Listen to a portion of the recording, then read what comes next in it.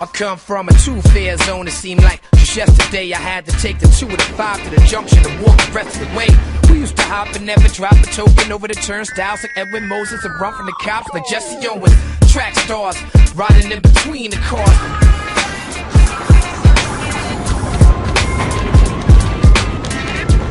Graffiti is freedom. You know, that's what graffiti is to me, pure freedom. There's definitely a rush. You're in there, you're sneaking in, you're with your homeboys. There's like this feeling, you know, you hear trains, the motor kind of clicking on and off, you hear the tracks change. There's all these elements that add to the whole mystique of that's, in a way, you know, you can't even really describe that to people now. I'm not entirely sure why I write graffiti. It's kind of how, like, when people have conquered something, they stick a flag in it at the end. And that's my version of my flag, maybe. If I'm upset or I have pain or rage in me, I'll just go out and just destroy shit. For me, writing was a release. It was an escape from, you know, my parents bitching and complaining in the house. It was an escape from my blog. I started writing to get away from all that, to assume another identity, to have a good time with my boys, to be down with, like, you know, some rebellious shit. You stay anonymous as who you are. And that's the whole point of it. Being like the wind, you know, you can't see him, but you can feel it. You could have this sort of anonymous thing about it where you could, like, have one kind of, you portray yourself as one thing and then, like, change into my other costume and I'm this other guy. Superhero. Not many things I can compare to getting on the train daily and seeing your name up on every train you ride. There definitely is a certain high to it. You might feel invincible until people start going over your shit. I feel like a super actor, man, you know, it's pretty cool. In the beginning, it was just about being famous, kind of getting up to get fame, and everyone wants to be famous. This graph culture is serious, man, know what I mean? It's been handed down from generations to generations to generations, man. Only a real artist will get his light and will get to shine. I mean, a real writer is somebody who picks up a pen and goes out and writes in the street. Illegally. They do what they want to do, when they want to do it. And they do it gracefully and they do it with style. Graffiti writers are the most resourceful people in the world. I guess like most indigenous people, they made the best of what was around them. That same creative nature will help them find a way. The desire's there. People want to paint. They're not going to stop it completely. How are you going to pay for freedom, bro? You don't pay for freedom, you take it. My name is famous, my face unknown. Take a walk with me, we going all for two. Solid feeling. Walk with me, let's take a walk. Take a walk with me, let's take a walk. Let's go bombing. Let's go bombing.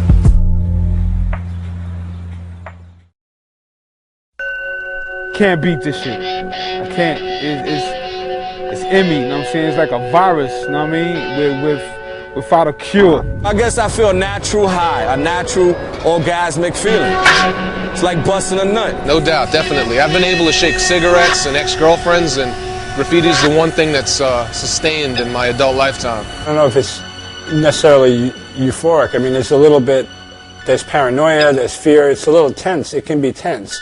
Once you got it, it's like tag you it now, you know what I mean? I can't stop it. I mean, maybe it's a disorder. They need to make an AA program for graffiti, man. Even when you're too old for it, it's hard to quit. It's a disease. I know I have to slow down. The day is not tomorrow or the day after that.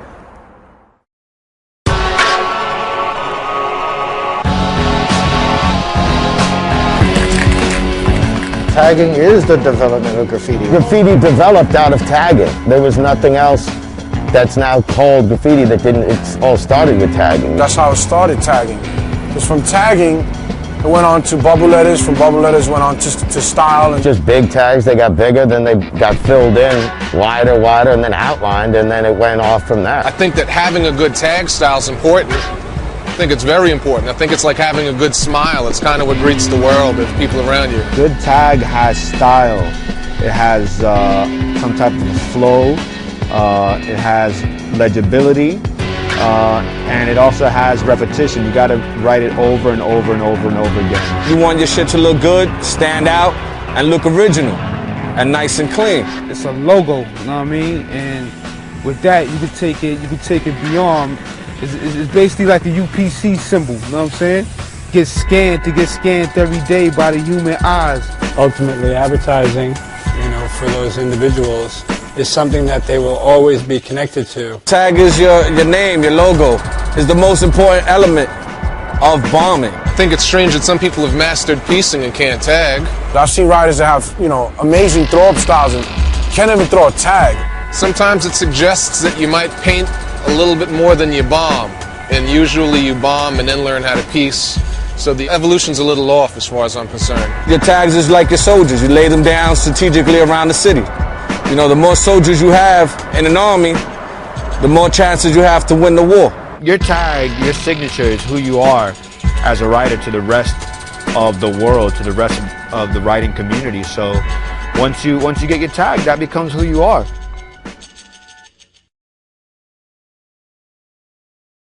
If a tag's like a single adult male living alone, a throw-up is like when he's married and has kids. A throw-up is something you do quick, in a matter of seconds. I mean, you just do a quick fill-in, a quick outline. You could do hundreds of them. They're quick and easy to do. If they're done correctly, they look quite good. Some people don't think so, but fuck them. I love throw-ups, man. I love doing throw-ups everywhere. I love throw-ups. I love throw-ups. I love doing throw-ups and fill-ins, dusty ones, solid ones, ones without shadows, skinny caps, fat caps. You can express yourself differently with each one. Each one has its own identity. A lot of people think that it's a lazy version of doing their name or a simplified bubble style of doing their name, but there legitimately is an art to doing throw-ups. You know, and when I grew up, just about everyone that had a throw-up rocking had a dope throw-up. So the throw-ups are like a tank and shit. You gotta lay the tanks down, not as much as the tags, but every now and then for strategic war purposes. You need the big bangers to blow them out. Go crush a yard, go crush a layup with hundreds and hundreds of throw-ups. If you went and did one piece because you thought you were you're the man, you want to do one whole car, you spent your whole night doing one piece, that shit gets destroyed, you weren't even there. You did throw-ups, you're going to be up for weeks. If you have a beef with a rider, throw-ups is it's like your ammunition. You go out there and destroy everything they have with throw-ups. A little salt in the wound, you know. If somebody has a whole car that's rocking that might have taken them all night to do, I can take that thing out in about 5 minutes. I like going over people with my shit, man. I just love ragging niggas. If you go over me or any of my peoples, I'm going over you for life. And a feeling is a very quick way to just cover up somebody's shit like they wasn't there. You can't tell who was under this shit.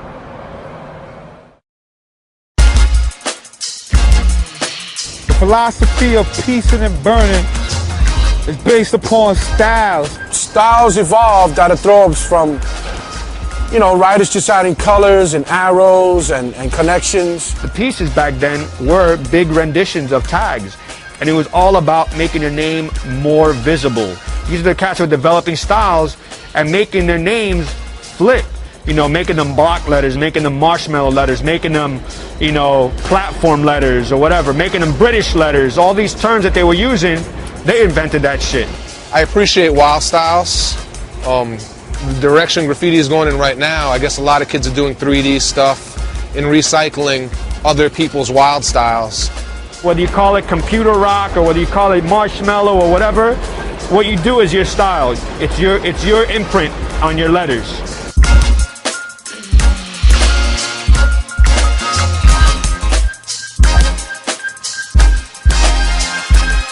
I think style is a personal taste. Some people that would be considered toys have style. To me, style is like a flow, a rhythm to your letters. You know, you gotta make it cartoon-like, make it have some type of life in it.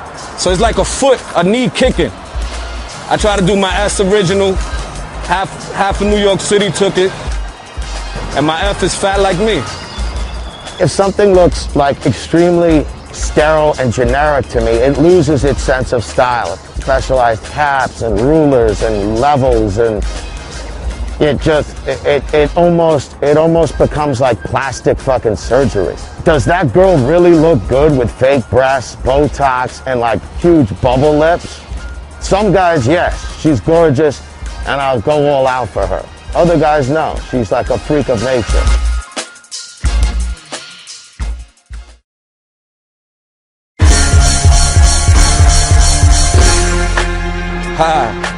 I love beef. That's where I come in.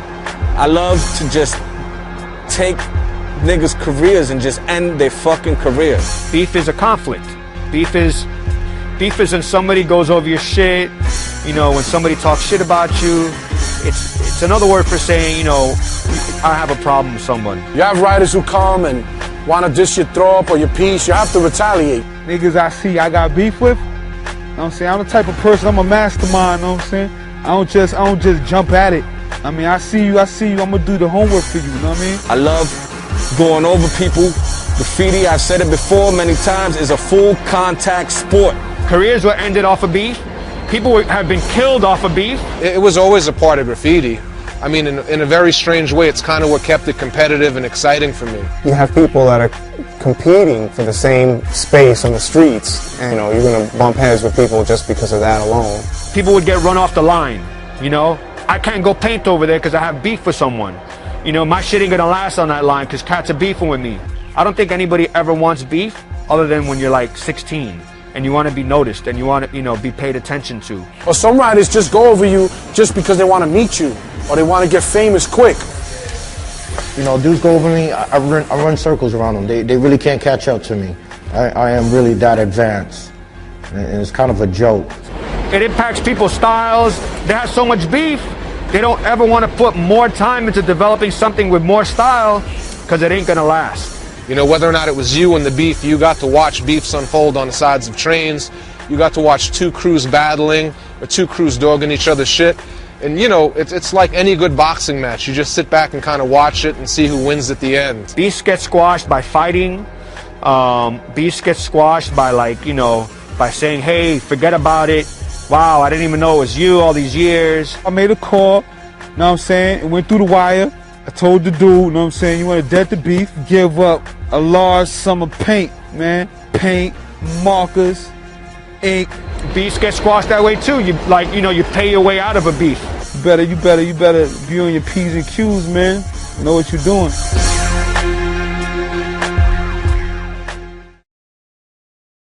I don't need any crew to be famous. If I rep your crew, you know, it's because I'm honoring your crew. So you should respect that. What a crew means to a writer is his family. I've known most of the people that I've been bombing with for damn near all of my life. You know, it's kind of like a rite of passage, you know. They're giving you your props by putting you down with their crew. Form of respect. You're friends, so therefore you have a common interest in something and you do it together. It's like a bowling team. Or like a group of women that get together and discuss soap operas, which a lot of writers are not too far removed from that. Each one gives each other energy to elevate, you know, and that's what makes a good crew, elevation. The problem is crews kind of like gangs, and gangs was one of the things that I thought Graph was a departure from. It really didn't enhance the development. In a way, I kind of felt like it threw shit backwards. Learning about style, learning about painting, learning about racking. It's the people that you have that watch your back for you. Because writing is a violent scene. The definition of a toy to me is somebody that's new to the game, doesn't necessarily understand the rules of graffiti. Maybe it's his tag style that makes him a toy. A beginning writer, somebody who sucks. Letters all discombobulated, you know what I'm saying? An arrow coming out, you like, yo, where that arrow came from? Somebody who just lacks style, period. No style, no knowledge of what's going on. They just go around tagging their name wherever they can. You know, a toy is not necessarily like the way you write or something. A toy is more of a state of mind. Hanging out with a bunch of toys, hanging out with a bunch of cats that don't necessarily get up. They might claim they write graffiti, but they're better known for starting fights, better known for stealing cars, better known for hustling or doing something else. You know, I consider a toy somebody who's not really doing it for themselves. Somebody who's just kind of doing it to be down, doing it for other reasons aside from just personal fulfillment. Just gathering up fame as quickly as possible without going out there and without spending the years that you got to put in to establish yourself. Their mind is limited.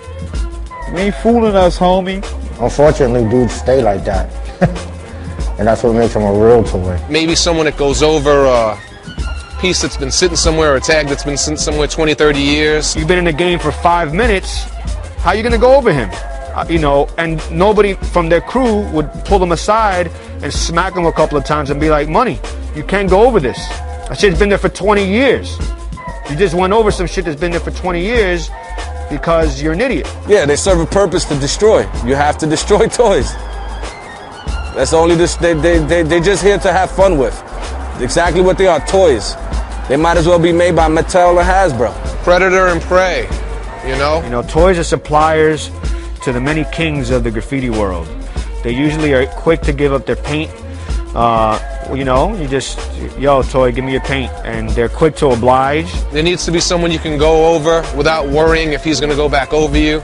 So it balances things out, I think. I just go over their shit and crush their fucking feelings. Toy's a writer who just started, really. I mean, everyone was a toy. I mean, I really don't diss toys because I was a toy at one time too. Basically, everybody starts out that way. Everybody. I was certainly a toy. I mean, I was not only a toy, I was almost, could be called a graffiti groupie. And then I would do pieces on trains, and I would see my pieces on the trains or my trovs, and they would pull in.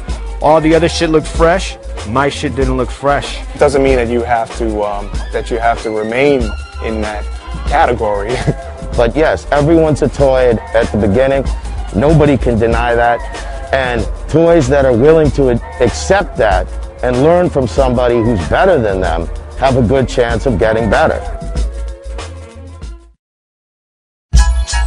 Basically, graffiti writers write on anything. I mean, I see writers write on church, man, churches. You shouldn't write on churches or children's little schools. It was irrelevant whether it was a Catholic church, a place of worship, maybe a synagogue or a mosque. You just didn't write on these places of worship. Now, I've written on churches before, you know what I'm saying? And it's not like I knew it was a church. It was more like I'm hitting it up, then later on I'll be like, oh.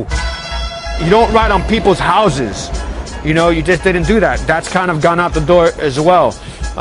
You don't ride on cars, like just regular civilians' cars. I've seen people ride on in cemeteries, man. I mean, there's things you should respect. You didn't write over someone else's rest in peace mural, for that matter. Usually they were respected in, you know, when there's beef, people will go over a dead person's rest in peace memorial. I mean, I've seen dead people with more beef while they were dead than when they were alive. Well, number one ethic, do not go over SKUF. Number two ethic, do not go over SKUF. I never wrote on nobody's house.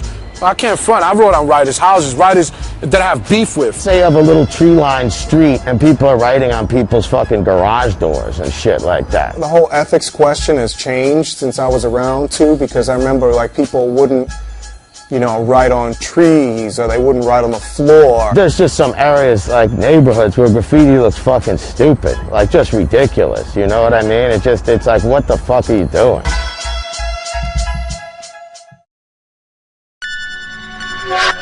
As the risk goes up, so does the adrenaline. Part of me accepting the fact that graffiti's changed and the rules have changed is that there are a bunch of cats out there that are painting on highways and hanging off of rooftops and on overpasses. The term heaven spots is in Los Angeles term. They use that shit for the highway spots that you got to climb off, that you fall, you're going to get run over and you're going straight to heaven. That's crazy right there, you know what I'm saying? People see you be like, oh shit, you know what I'm saying, your name up there. I think nowadays kids are tending to get more into high spots or difficult to reach spots just because things get cleaned so fast. If you're not doing those spots, you're not staying up, your stuff's going in a week. Yeah, man, it's something that normal people don't do, you know what I'm saying? I'm not a normal person. None of these toys could climb up there and diss what I got, you know what I'm saying? It's like if you're gonna diss it, then you gonna work hard like I worked hard to get up there. Sometimes, you know, good spots, they come with some sort of danger with them. My thought on all those spots is that they're fucking crazy. That's crazy, man. That's amazing. You look at it, you know, it's a little amazing, you know, but you got to keep bombing, you know. It's only impressive one time. Impressed me many times over. The illest shit that I've seen is not even in America. It's really in Brazil, in Sao Paulo and Rio, where people are hanging off buildings and climbing stuff that's like 10, 15 stories high easily. I've heard writers, you know, fall. I've heard, you know, writers have got killed. I've witnessed the result of someone falling off of a bridge by way of a body cast. My man J.A. been doing the hanging off of buildings and shit like that. I think I broke my foot, my arm. I crushed 3 of the vertebrae in my spine, and I broke my hand once. Personally, it's not something that I would ever think of going out there and doing. All I could say is just, you know, don't fall. And it's a good spot. It's definitely the next level of wanting to get your name up. And that's not the level that I'm on.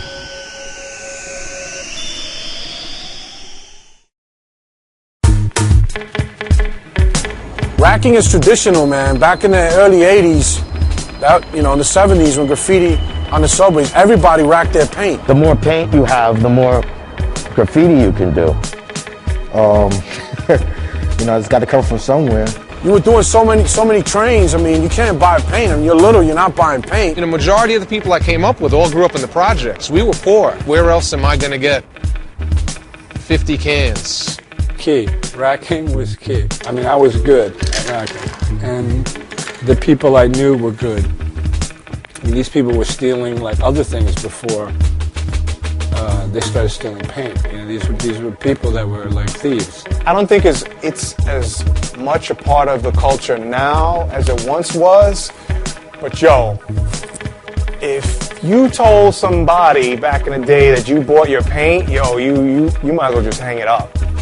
Racking was always a part of the whole culture in the beginning. I've always racked my paint, and that's because it was, hard to come by, and also that's how it was supposed to be done. That's how it was taught to me. Part of the sort of excursion of graffiti writing was about going to obscure places and getting paint. And in the process, you'd be doing your business like to and fro. 100 cans or more, you're doing it. These cats will go, and in one day you get hundreds and hundreds of cans, so much that the car would be like sunk to the floor scraping. There was times we used to do shopping carts. We used to go to Pergamon and Rickles and fill up a shopping cart full of paint and just walk out the garden section. I got my one good crazy racky story. Security guard was there, sort of waiting, and I thought, like, the thing is, I just have to do it cool. I just have to pick up the bag and just walk out. Got through the door, started to walk down the street. The guy's like, excuse me. I turn around, I'm like, yes? He's like, you dropped your wallet. Vandal Squad's full of shit. People that chase around fucking graffiti writers all day. Come on, man, there's real crimes in this city. We here to get up, We ain't selling no drugs to nobody. We're not killing the community. We're beautifying the community. What they basically do, man, is they go out and they're like secret operatives, they're like undercover cops that go out and try to infiltrate and try to arrest writers. The Vandal Squad, as I knew it, was just as savvy as any graffiti artist. They were just as well versed about the history of graffiti. They knew who had beef with who and who was bombing where. And in a weird way, that kind of coexisted with writers, because you knew that they were around and you knew that they had a certain list. When we got caught, I was shown a list that actually impressed me. The same people that were at the top of their list would have been at the top of my list. Vandal Squad. Fuck them niggas.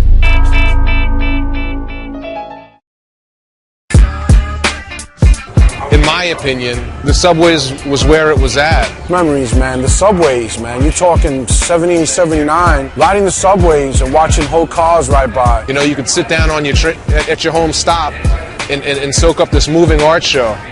So fun, man. I mean, I miss it. I wish it can come back. All City used to me being up on all the train lines and being like king of them. And I took King of the Fours and I had every car inside, out, panels, throw-ups. Went out to the 2s and 5s, the 1s. No matter where you go throughout this city, you're going to see this guy up. Not like a tag or 2 tags, but being up a lot. And not just jump out your car, catch a couple of tags and be out. That's cheating.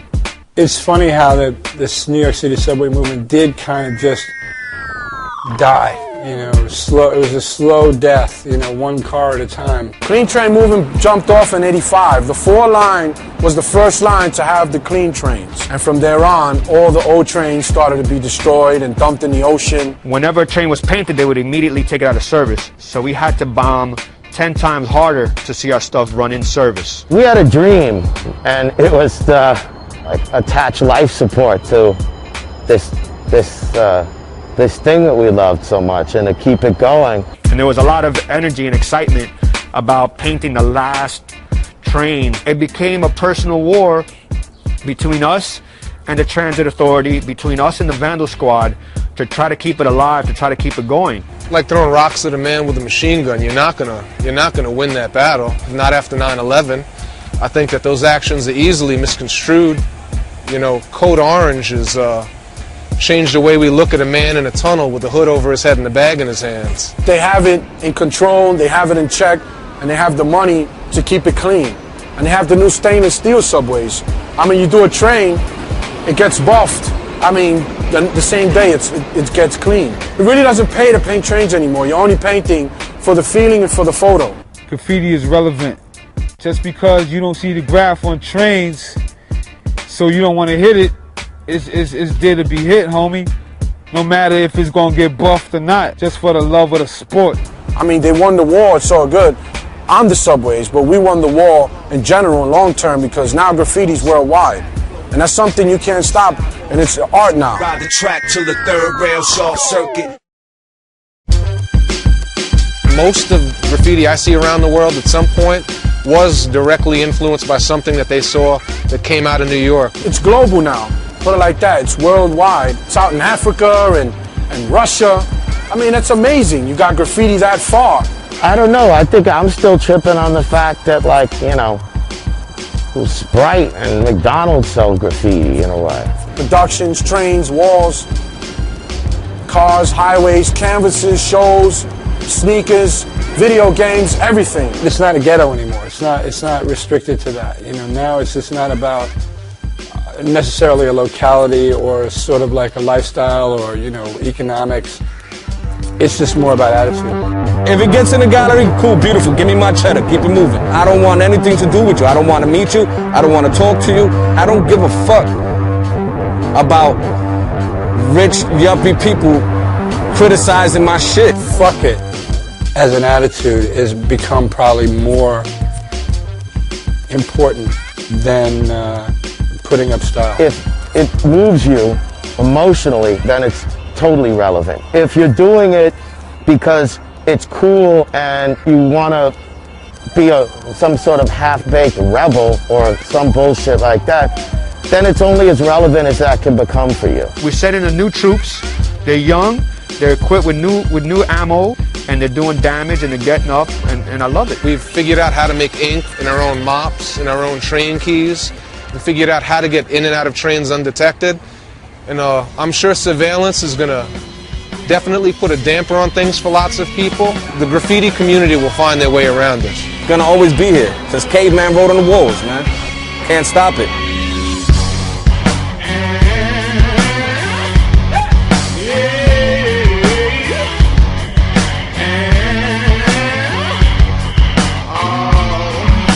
We're dying over black gold, they harvest in the sand. Presidents living marvelous, they're starving in Sudan. It's obvious we walk a blind path to oblivion. The book of Judges, read the scriptures, I'm like Gideon. Light my fire, start my engine. When Pharaoh becomes Moses, it's medicine for who listens. A veteran with a mic bringing prophecies to fruition. Motivational verses on an adverse condition.